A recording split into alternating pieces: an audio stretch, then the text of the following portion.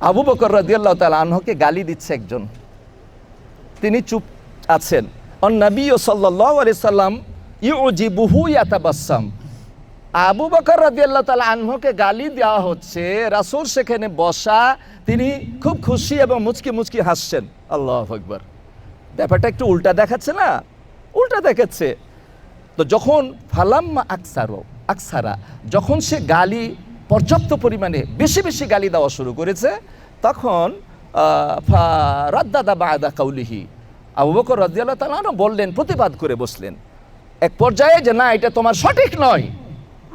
আর যেমনই প্রতিবাদ করলেন, ফাগাযিবান নবী সাল্লাল্লাহু আলাইহি সাল্লাম, তিনি একটু রাগান্বিত যেন হয়ে গেলেন। আকাম, সেখান থেকে উঠে তিনি বাড়ির মধ্যে প্রবেশ করলেন। ফালাহিকাহু আবু বকর, এখন তিনি রাগান্বিত কেন হলেন, আবু বকর রাদিয়াল্লাহু তাআলা আনহু তখনও তিনি বুঝতে পারেননি। তিনি রাসূলের কাছে চলে গেছেন, শ্বশুরের বাড়ি, জামাইয়ের বাড়ি, তো বাড়িতে ঢুকে গেছে।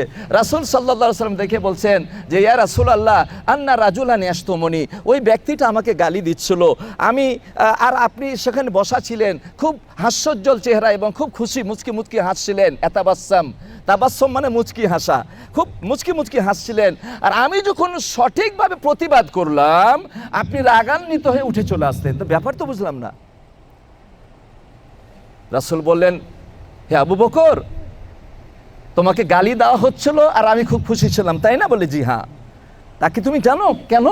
এই জন্য যে তুমি যতক্ষণ চুপ ছিলে, আরশের মালিক আল্লাহ চুপ ছিলেন না, তোমার পক্ষ অবলম্বন করে উত্তর দেওয়ার জন্য একজন ফেরেশতা পাঠিয়ে দিয়েছিলেন। তুমি যতক্ষণ চুপ ছিলে, ফেরেশতা তোমার পক্ষে উত্তর দিচ্ছিল।